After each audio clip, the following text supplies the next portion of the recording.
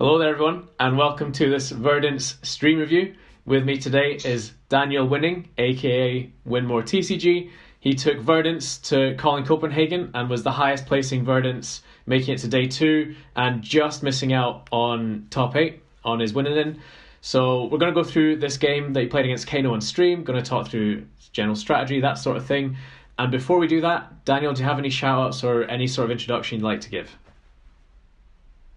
No. Fair enough. I'll do shout-outs at the end, potentially. It doesn't matter. Yeah, for context of this, it was round 10, and there was like people going up to stream games like either side of me the rounds before, and in round 10 I get called up for stream. I ask my opponent what he's playing, and it's like Kano, and I'm like, oh god, here we go. I'm going to get blasted and added to the 300 damage blazing for lethal compilation. But yeah, no, I was kind of dooming at the start, but it's actually a really interesting and fun game to watch. So yeah, and good to be on stream. I've got a bit of a stream curse where I play into a bad matchup and lose and get high rolled. But yeah, no, it's all good. Not this time. This is a bad matchup though, just for clarity. You're not really prepared for Kano. Yeah. No, not at all. I barely test into Kano because I just hate playing against it, or like at all. Like for any hero, I just have theory for like what's potentially good into Kano and just go on that. So that's a bit of a different opinion to what people normally hold when it comes to testing into Kano, but each to their own. So yeah, we'll just jump right into the stream now. Before we do, don't forget to like and subscribe. Cool, yeah. So start the game with an E-Strike. I've got 2 Fruits of the Forest in my hand, and I want to discard those, but I want to get some cards out of his hand first so I don't leak too much damage. So E-Strike for 7. Fruits of the Forest are like one of the only ways that you can get Earth into your grave, because obviously Kano doesn't send any physical attacks. So just doing this and healing some, he can't kill me from. He can't do that much damage with 2 cards in hand. So Kano's here, and he doesn't banish off the top, so it's either a combo piece that he wants in his hand or like to put in his arsenal for the rest of the game, or it's like a Kindle or something. He could be bluffing that it's a card that he wants, but it could be like an Eye of Ophidia or something like that as well. Yeah. So we pass. I'm at 44 now, which is good. I'm just trying to keep my life as high as possible so that when I'm sending my attacks in the early game, I just have as much a life buffer as I can, because sometimes Verdance can be prone to like drawing all red hands, so you just need as much life as possible to, if they decide to combo you. Yeah. So you've got AB4 here as well, and you're playing Luvian Constellus. Is that just for Kano, or is it also for the mirror? Yeah, it's for Kano and the mirror. Okay. I don't actually normally play Constellus, but to be honest, I just took this deck from someone else, and I didn't do too much testing on it. But I played Verdance a lot in the past, so I knew. But I just thought, the Constellus is in there for probably the mirror, and I thought there'd be a decent amount of Verdances this weekend potentially. Yeah. But yeah, which is good because I played the Verdance mirror, and obviously I played against Kano, which is probably the best thing to play against it. Like, it's actually just very much shines into Kano because you're paying for AB as much as possible. Yeah. So you fully cover the spindle here, pitching a blue and the ramping growth. Yeah. Just trying to prevent as much arcane damage as well. You notice here that he also pitches his Blazing Aether, so potentially thinking about my opponent pitch stacking. So if my opponent's pitch stacking, I kind of want to put on the gas a bit and try and do more damage and maybe do some riskier plays. So that's something that I thought about as well. Okay. But yeah, just with Spindle, you want to cover up the Spindles as much as possible, just because if you let them opt, it lets them fix their hand for the next turn and lets them cycle through their deck a lot faster. If you just take 4 on a Spindle, it's like really bad. So yeah, I had no option to cover it there, and I had a yellow, so unfortunately I couldn't cover it all up. But I've fruits twice, so my life's quite high. Okay. Just doing some chip damage here. Also, Pulsing Aether Life is really good to get in my grave because it's an Earth card I can get back from Plume, and it's an Earth card, so I can use it to decompose. So it's really important I get it in there as soon as possible. Yes, indeed. Although you're leaving 2 floating, so you're not also leaving yourself open to him doing like a blind kind of high roll combo. Yeah, exactly. And as soon as he pays AB for the arcane, I'm like guaranteed pretty much safe to Waning Moon at that point.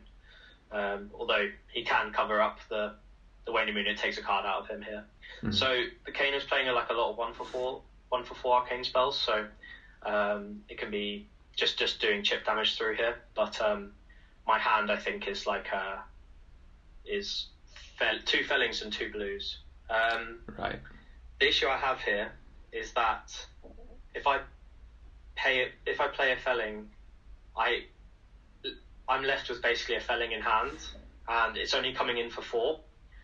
So the options I have is like pitch the felling, which I do, which is probably a mistake actually, to be honest, because I can probably just keep the felling in hand and just arsenal it for the next turn.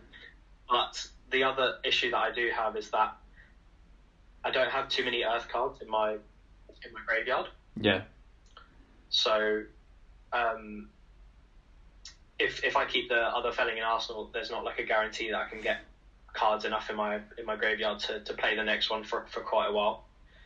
So, but yeah, I probably should just. But yeah. So the other thing I had to do is I have a fruits here, so getting a fruit so I can basically like gain some life while I do the felling. It is a bit risky to do this as well because it's like information that my opponent has. He knows. Yeah, I was going to say. Yeah. Pitching the felling last turn only prevents 1 damage, so it's probably incorrect to pitch the felling. I should probably just keep the felling in arsenal, but this is the play I went for anyway. I think my win con is more trying to keep my life high and try and present stuff to him. But the issue with felling in this matchup is that you're paying for AB on Kano's turn, and then you're left with like 2 cards in hand, and then if I arsenal a felling, I basically not left with a card in hand to defend. But it does put a card back before that, so maybe it's not the end of the world. But yeah, so when you declare the felling effect, your opponent has to decide there and there if they're going off or not, because if they allow it to resolve, then you both put a card down. Kano's going to kill you with 3 cards, and if he does it before, then you get to keep your card for felling. So it's okay. Exactly.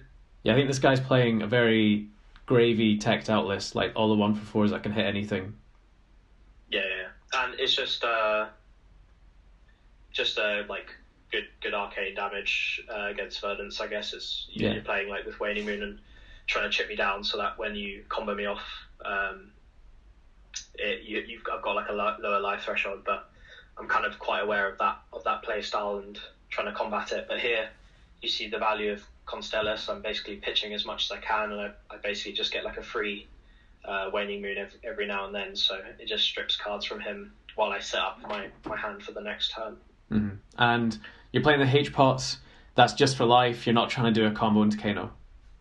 No, not at all. They're blues, so I can pitch them, and for here, for example, I can play out the H-Pot and then use Constellus for free. So sometimes you can like you have the H-Pots for rampant growth lives, but you're never trying to do a combo. It's actually it's incredibly hard to get to 8 on Verdance in Banish, so it's quite difficult to do that. Mm-hmm. You never really get like the full value from all the healing and stuff. Yeah. So your opponent allowed you to end your turn. He's now firing a blue arcane twinning. Yeah. I'm not going to AB this one, because there's no point. He just plays out an E-pot, so basically what he's trying to do is just get all his E-pots out, do some chip damage to me, and then at some point I'll have no cards in my hand and he can just combo me off and kill me. Yeah, now he's got an arsenal. Ideally for him, he's got a pitch stack set up so he can get to that, but that's why I'm trying to pressure him down. Well, he's got an arsenal and an E-pot now, which makes him a lot more threatening if you do decide to not keep any cards. Yeah, but in response to that, I have the CNC. However, my hand is 2 reds and 2 burn bears. Oh, right. So, me pitching 2 reds here is like, if he has combo now, he just kills me because there's literally nothing I can do. There's a big bluff. There's no other option though, right? Yeah, there's literally nothing I can do. Stone cold poker face here. Yeah, my every time, like kind of from this point on, whenever I do anything, my arse is just like fully clenched, and I'm like just praying that he doesn't have a hand that can kill me. But that's just the matchup. You just have to do that. Yeah, he's got 2 red hands. He doesn't know here. what's in my hand, so if he goes off and I have like 2 blues and I use it on the wildfire, it's like really bad for him. So yeah, no, 100%. His hand is 3 reds as well here, so it's just not enough to do anything. Mm-hmm. Yeah, exactly. Not that you knew at the time. Yeah, the good thing about this is I have a Burn Bear in Arsenal now, so this is basically setting up my end game gambit. Yeah. So you've still got 1 Burn Bear in your hand. I'm guessing you're going to try and get rid of that as quickly as possible. Yeah, pretty much. This World Tidings here is only effect on Surge, so I don't have to like fully block it out, so I just give a blue here. I've got 3 blues and a Burn Bear in my hand, I think. So. Yeah, I mean, I guess the Ponder doesn't matter either because he's already got an Arsenal. He's probably not going to play exactly, yeah. I'm just preventing damage and ticking up my Constellas. Yeah, and he's pitched a Wildfire here too, which makes it look like he's probably going for a pitch stack. He's got I think the correct way to play this matchup for Kano is to do a pitch stack, but that means you can't leak any damage at all. Yeah. But it's sometimes quite hard to do that because Verdance can actually do quite a bit of damage, like just chip damage every now and then. So while keeping her life high. And it's a good play here. You play the Burn Bear out of Arsenal here. Yeah. I've got Burn Bear in hand and a blue. This is just basically just to keep 2 cards in hand, because if I play the one from hand, I've got a card in Arsenal and a card in hand. He's more incentivized to go off, so I just don't want that to happen yet. Yeah, 100%. And then again use my Constellas for free, which is just an extra 2 damage. So just trying to be as efficient as possible, trying to use the Waning Moon whenever I can. And I could have used the blue in my hand to fire the Waning Moon, but there's just no point. I'm going to get counters on my Constellas anyway, and I do want a bit of insurance in case he not just if he goes off, but just so I can kind of cover some damage if he wants to like do something in my end phase, So yeah. Also keep like Verdance is like quite prone to like drawing like all red hands, so like keeping the blue in hand guarantees you've got blue for the next turn, which is quite important as well. Yeah. So he gets to opt 2 here. Yeah, I just pay 3 AB here, give him the opt 2.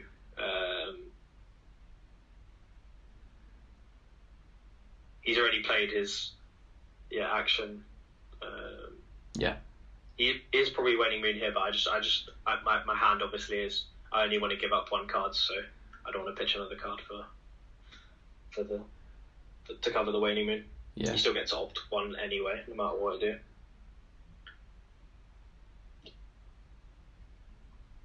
So yeah, still a high life total. He's at 19 now, so he's kind of getting to the range where that Burn Bear in my Arsenal is going to be lethal. Like I don't need to get him to 0, I just need to get him to the range where he's like almost killable. So you pop your healing pot here, and the commentator has mentioned that you might be going for a bit of a combo. But I don't think that's true. I'm just popping it to just keep my life higher. Yeah. Because my hand is reds, and I've got a Fruits of the Forest as well. So I only had the 1 blue, which was the Warmongers that I pitched, I think. And I'm just basically just trying to keep cards in my hand. I put a Heartbeat to the bottom here just because I've got Fruits and I want to discard it. I was kind of thinking that he was going to like block the E-Strike, but he actually doesn't, and then I'm like, okay, I might be screwed here. But if I'm gonna die, like I don't think the blue helps that much if he's got like a 5-card hand and an E-pop.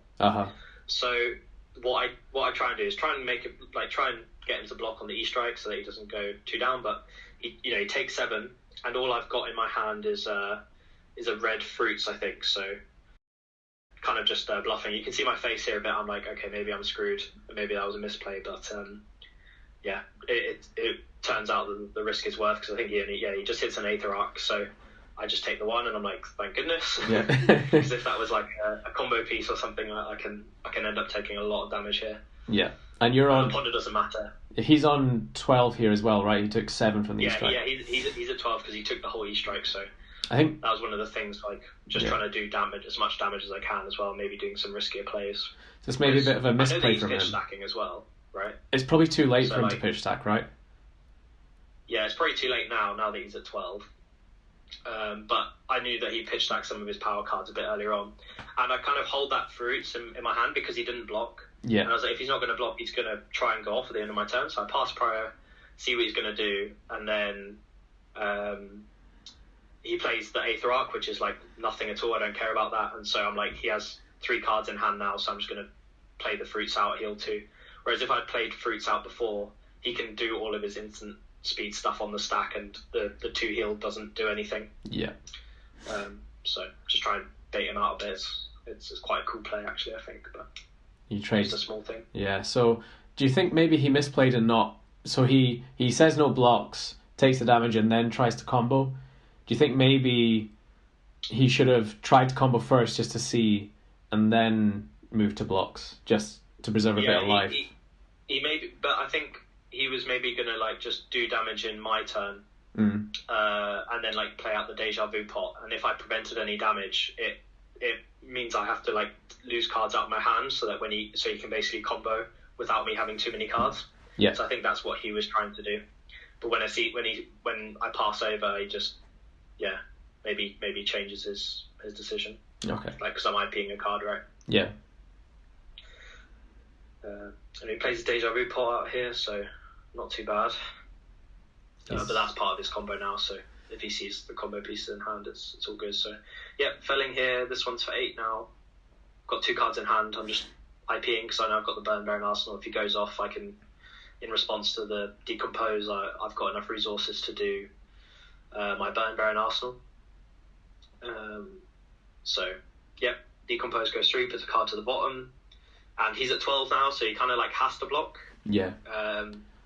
And he still has a Kindle in his hand, right? He's been holding that Kindle for a while. Yeah. He has a Kindle in Arsenal as well, I think. But I don't know that. So. Yeah. So yeah. He takes 2 here, so he's at 10 now. So Burn Bear does 6 damage and basically just needs Amp 4 to kill him, but he does have AB3. Yeah. So if the Wildfire comes in for 7, that's the Burn Bear on its own is doing guaranteed lethal damage, and that's obviously the number that happens later on. Yeah. But yeah, just IPing 2 here. The commentators here were talking about the Plough Under and why I didn't play it. That's obviously because I have the Burn Bear in Arsenal and I can't get rid of it with my own one. Yeah. And if I had played the Plough Under, I just get hard punished by I don't get hard punished, but I'd have to like pitch the CNC, right? And basically give away my opponent more information. I never want to IP the red, so. And I guess you play into Kindle as well. If it is Kindle in Arsenal, he can choose to, I guess, play it out for some value. You can do that here with CNC, right? But yeah, also true. But you don't lose your Burn Bear. I don't have the red in hand, so I basically got more resources. Yeah, and you also don't lose Burn Bear, which is very important. Yeah, but the guy's at 10 now, so Burn Bear's just my win condition. I'm just playing towards that, trying to maybe chip him here and there, but trying to keep my life high. But CNC is a good card here. Yeah. But I think, to be honest, he can just safely block 6 and pass. You can see I'm IPing 2 cards now, so it should be fairly obvious. I've got something in my arsenal that can kill him from 10. Mm-hmm. But he does have E-pots out now, so he can pay for like some of the damage. So I just have to be careful about when I use my cards. Yeah. Yeah. So another 5. He's just trying to chip me down again. He doesn't have any cards in hand still, so it's just going to be this. So I just give 1 card, and yeah, I'm just trying to keep 2 blues in my hand the whole time. So yeah. I think I just got like a rampant growth life in hand. So do you miss your? No, no, you didn't. Oh yeah, he has tunic. So yeah, he gets another 2 in here. I think I just let this go because I still want to. But yeah. So for Burn Bear and Storm Striders, I basically need 2 blues to do that. So and potentially I want a few AB points to cover up. Yeah, so I just Fruits of the Forest in his turn here. This is basically so that I don't, if I pass to him and do it in my turn, he can just respond and potentially go off. So it's actually just better to do it in this turn, so I get the heal before he can respond. Yeah. I'm not online, so that doesn't the heal ping doesn't matter as well. So. Mm-hmm.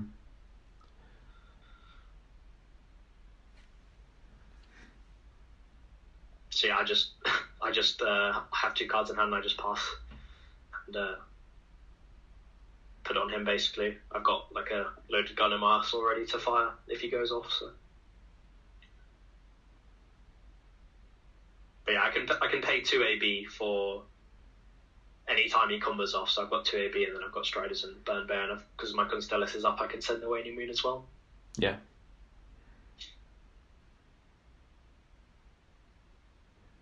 So this is where he starts to think quite a lot. Mm-hmm. Yeah, so he just passes.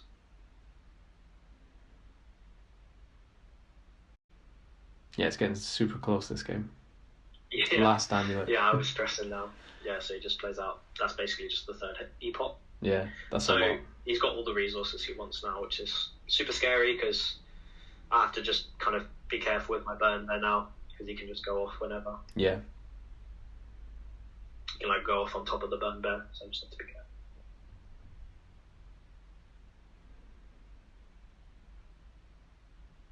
Yeah, just keeping my life high, I think. So your Constellus up. Yeah, so your Constellus is live here, which is possibly very important because it's 3 damage on his turn. Yeah, well, getting it to 3 is quite important because I can send one for free, and then when I pay for AB, when I send my burn bear, I can pitch 2 in for AB, and I get another. You get to set it for free. Another charge on the Constellus, yeah. So I get basically another one for free. So pitching there is quite important. Just playing out my Rampant Growth life, just healing and keep IPing 2 cards in my hand. Yeah, that's the win con. So. And it's 2 blues you're IPing here, just 2 blues. Two blues, yeah, 2 blues. Yeah. But yeah, I mean, I've got the amp from the Rampant Growth life now as well. So basically whatever. So if he combos off, I've got an extra amp. Yeah, just got 2 blues now. Yeah. There's literally no point in playing either of those at all. I could Waning Moon for 3, but he has AB3, so you could just pay and then pass. So there's no point. Mm-hmm. Because he's IPing cards as well, right? So we're just kind of staring at each other. It's like a who blinks first scenario here. Like, I guess because you're IP2ing every turn, it's hard for you to push damage as well. So it is kind of like he does have most of the agency at this point. He has all the agency, but the issue is that if he's got combo cards in his hand, it's quite hard for him to like do anything with his hand as well. Right, yeah. Because he's got like the combo in his hand. And I think that's kind of what happens in a few turns, where he's just sitting with like Blazing and Wildfire in a blue, and it's like, well, I can't send any more chip damage. So, and if I pitch for like a Kano before I need it, I could potentially just die. Yeah.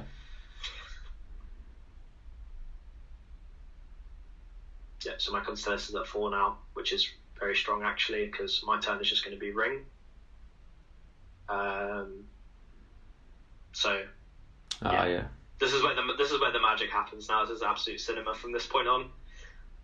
You've got through the boring part. So I pay Ring. Obviously, whenever I deal arcane damage, I heal 1. So rather than letting me Waning Moon or anything like that, he's basically thinking on the stack. If I kind of need to keep my Waning Moon as well, just in case because if I go Constellus and then Waning Moon, he can like do stuff on top of it before I deal the damage and heal. So I just let him just basically play the Ring. If he lets it resolve, I can just pass and maybe do a Waning Moon and see if he pays into it. But so yeah.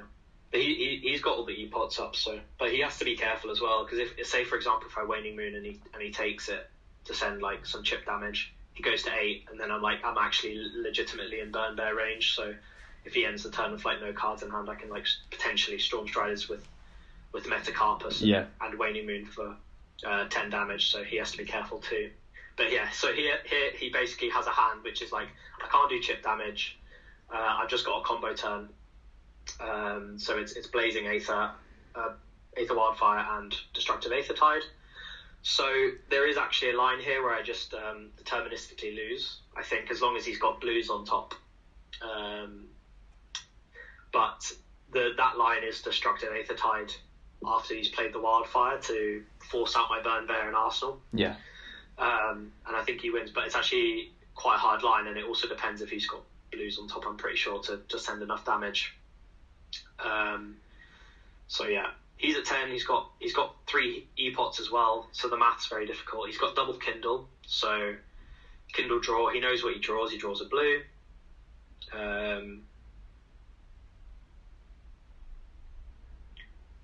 Are you thinking response here, or? No, this is all him. I don't do anything until I'm basically I'm getting lethal presented against me. Yeah. Just keeping that poker face nice and pokery. Yeah, well, I'm actually in a good seat, and I'm just kind of at the point now where it's like, well, if he has like Exodia hand like cards on top, and I just die, it's like, okay, cool. Yeah, he does have 6 extra resources as well with the H-pots, which yeah, he does, is quite a lot. He doesn't have Tunic though, so that's quite big. Yeah, no free Storm Striders. But yeah, I think he's just going to pitch to Kano. Yeah, there goes the Ether Tide. Then Blazing, and then he plays a Kindle up from Arsenal. Draws a blue, obviously. Yeah. So, yeah, draws a blue. Okay, so and then he sends a Wildfire. Now, most people, when they see Wildfire, if they want to cover it with AB, this is the value play, right? To pitch for AB. Yeah. But you're not doing that because you want to buff the Burn Bear. Because you don't pay for AB here, he probably now 100% knows you've got a spell, or like a play where you can get a spell. Yeah, but he doesn't know what spell, right? Yeah. But I think for me, obviously the maths at the time are like really hard to like think about. But I kind of know that 2 spells on top with 7 like doesn't kill me because I'm at 27. Yeah. So as long as I don't die from the 2 spells, I'm actually okay. Because I just need to Burn Bear in response to the what's it called, Blazing Aether. But realistically, because I have Waning Moon and I have Burn Bear, I don't need my Burn Bear to be amp 7. I don't need it to do 13 damage. Yeah. I probably can put my 2 AB on the Aether Wildfire, and that mitigates like a super high roll from my Kano, like hitting like just like I think Swell's an okay target here, but if he has 2 0 costs, he can like Metacarpus on top, and he can also like Waning Moon and stuff if he doesn't have to pay 2 for the Swell Tidings. Yeah, so if he hits Open the Floodgates here instead of Swell, are you in trouble, or can you kill him in response to the Open the Floodgates? Because Blazing here wouldn't be enough for him to kill you alone. I guess you could Kano in response. Yeah, it's pretty rough if he has Open, but I can't play around that. Yeah. So I just for theory. I don't know. Yeah, he's I think Kano only plays like the blue Open in this matchup. Okay. I think so. They don't play like all the reds and the yellows, because it's like a very below rate card outside of combo, right? Yeah. But yeah, if I just pay 2 into this, my Burn Bear comes in for 11, and I've got a Waning Moon for 3 Arcane as well.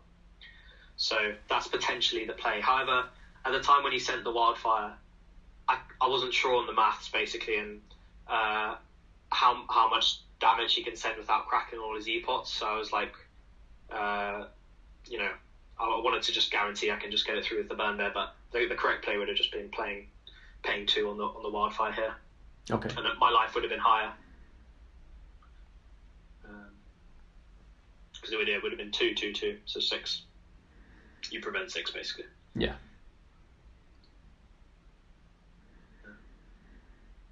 So he's having another think. he's thinking about doing this, but he doesn't know what's on top of the deck as well. So he's just, if he doesn't hit a 0 cost here, it's really rough for him. So he doesn't get to do anything. So, but he does it and he hits a 0 cost. Obviously, adds to the drama, adds to the cinema. I think he just hits like a zap or a prognosticate or something. Yeah, and you're basically stuck at this point. You're kind of waiting for him to play out what's in his banish zone. So I think from this point on, you have a deterministic win, right? Because if he passes, it's your turn. So if you pass back to him, he draws up. He's got no cards. You can kill him with Burn Bear, Metacarpus, and exactly. If he has to send combo now because he has no cards in hand. I've got 2 blues in hand, so I can just deterministically kill him. I can Waning Moon first for 2 Arcane here, gets him down to 8. And then he hasn't got Metacarpus nodes, right? So he hasn't got 1 AB. So he can't, although his Tunic ticks up, he can't pay the 1 AB with that. And then the Burn Bear does, it does 6 on its own. I can Metacarpus it as well, put it to 7, and then I can Waning Moon for an extra 3 on top, so I can do 10 Arcane. Yeah. And that's assuming that I can't Plume as well. So my ceiling is potentially even higher if I've got like a heal card and a blue, so I can Plume for Rampant Growth Life. So I can basically kill him from a lot higher than 10. Yeah. But yeah. Anyway, back to the game. So Prognosticate, it's amped for 7, so it's coming in for 8. And now everything's face up right now because he's got two floatings. That's obviously going on the Swell Tidings. I know that 8 that's coming in for 8, and Swell Tidings is coming in for 7 plus 5, which is 12, and that's 20. So I know that if I AB2 on this, I don't die. Yeah. And I get to kill him. So which is really cool. That 2 life from the H-pot is actually turns out to be incredibly strong. Yes, well, because I misplayed on the Wildfire. Yeah. Not pitching for the Wildfire. Yeah. It came in clutch. But yeah, I think if I was like on maybe a lower high life total, I would have been more inclined to pay for the A for Wildfire anyway. But yeah, the maths are like there's a lot of things I'm trying to think about, and the exact maths or like the range of values that you have to prepare for are quite like a bit random, right? Because you don't know what they're going to hit. Like if they hit 2-0 cost, like what's the damage on that with like Waning Moon and plus like the Blazing Aether on top, right? So it's actually quite difficult to calculate. So I won't be too harsh on my misplay. But I just know now that deterministically I just can't lose the game. Whether or not he sends the Blazing, it's fine with me. Either way he dies. Yeah. So you take... You take 6 here. So even if he sends Blazing first, which is lethal, and you respond, he can't then respond to Swell Tidings. It's not quite enough to kill you. Yeah, it's only 12. So yeah, and I think Frederick realizes this now. He's a really good player, but it's obviously just like a very stressful situation because you're like, oh, what can I do? And I think he realised the destructive play, like when he drew it up, and I think that's potentially something he was thinking about. But I mean, obviously, just an incredibly hard line to see at the time as well. You're trying to think about loads of different variables, potentially playing around like Seeds of Tomorrow as well. Yeah. So yeah, fair play to him. It's hard to see, but and I think his hand forced him to go off there as well. So somewhat unfortunate for him, but. I wouldn't have too much sympathy as a Kano player. No, I'm joking. But yeah, this is I'm just trying to show poker face here. No emotions.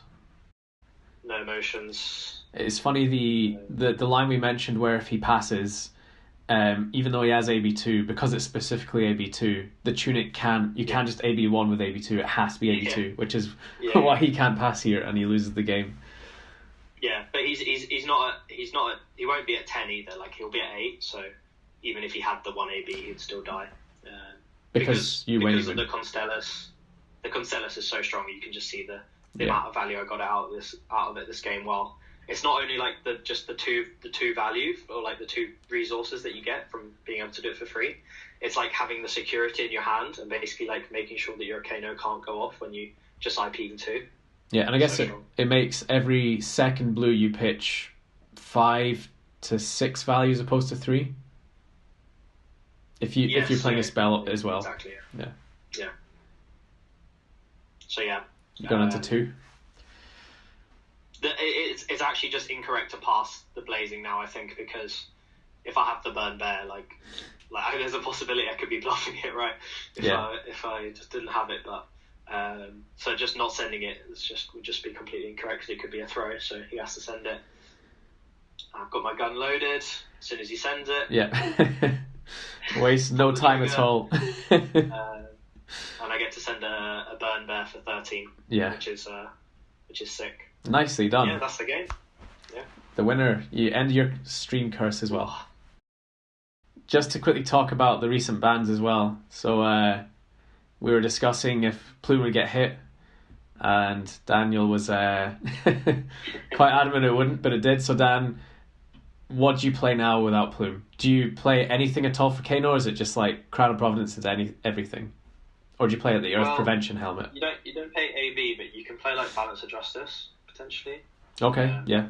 It's playable when they like double kindle or they kindle ragamuffins. Or Floodgates. Or Floodgates, yeah. I don't think they play into Verdance, right? So yeah, I think that's potentially a headpiece you play. And depending on if you want it if Gravy's still best deck, then you probably want it in for that matchup as well. Although Crown of Providence is quite good against Conqueror of the High Seas, right? Yeah, I guess Brute's about to become meta maybe as well, so Blood Rush, so you maybe put Balance in anyway. Exactly. If Blood Rush is good, but obviously I think the ban makes sense, right? Because I think Verdance was going to be better in the meta with Gravy a bit worse, and some of the heroes like Florian and a few of the Guardians getting boost because Gravy goes out the meta. Verdance just like kills them all. So the Plume makes sense. Yeah. So do you have any final thoughts or any shouts at all before we conclude the video? Yeah. Well, shout out to Trade Federations who's paying me a lot of money to be here on his payroll now, which is good. And high budget to channel. the Scotland crew and everyone I met in Copenhagen. Yeah, that's it, I think. Oh yeah, and shout out to my Kano opponent. He was a really good guy, really nice guy. Yeah. And just quite lucky, I think. As it is. Well, Dan, thank you so much for your time. You will be sent your money in the next indefinite working days. And to everyone else, thank you for watching. You got any questions about it, feel free to let us know. We're always happy to answer questions. And if not, have a good day.